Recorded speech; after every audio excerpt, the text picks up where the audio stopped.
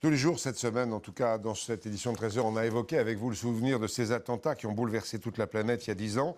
Près de 3000 morts à New York. Parmi eux, on les évoquait au début de la semaine, 343 pompiers, avec des survivants pompiers qui n'oublieront jamais à New York. Guillaume Debré et Nathalie Mendoza. Tout d'un coup, on a entendu le bruit assourdissant de l'acier en train de se tordre et le bruit de chaque étage en train de s'écraser les uns contre les autres. À chaque fois, on sentait le sol vibrer un peu plus au fur et à mesure que ça s'approchait de nous.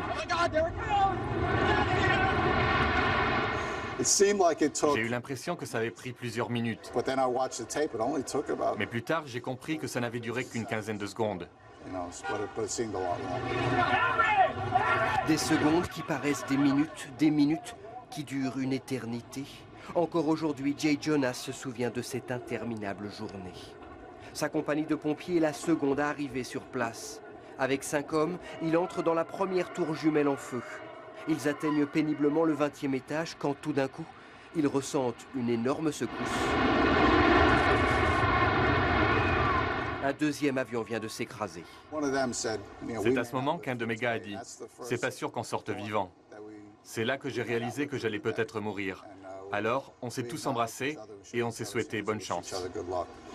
Qu'ils doivent sa vie à Dieu ou à la chance importe peu, Jay Jonas sait qu'il aurait dû mourir le 11 septembre. Retardé par une blessée qu'il transporte dans l'escalier, lui et ses hommes se retrouvent bloqués au 4e étage de la tour numéro 1 quand celle-ci s'effondre.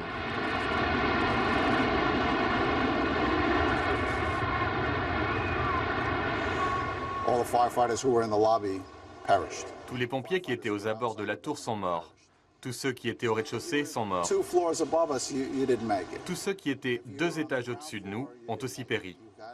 Pour survivre, il fallait être exactement là où nous étions, au 4e étage, au centre de la structure de l'immeuble. C'est pour ça que nous sommes encore en vie. Dans l'histoire des sapeurs-pompiers new-yorkais, le 11 septembre reste le jour le plus sombre. 343 d'entre eux ont trouvé la mort ensevelis dans les tours jumelles. Mais pour Jay Jonas, c'est aussi un jour de gloire. Ce jour-là, il y avait un sens du devoir, un courage, un héroïsme que l'on voit rarement dans une vie. Je n'ai jamais été aussi fier d'être un pompier new-yorkais que le 11 septembre. Un sacrifice qui nourrit aujourd'hui l'admiration de toute une génération de jeunes pompiers.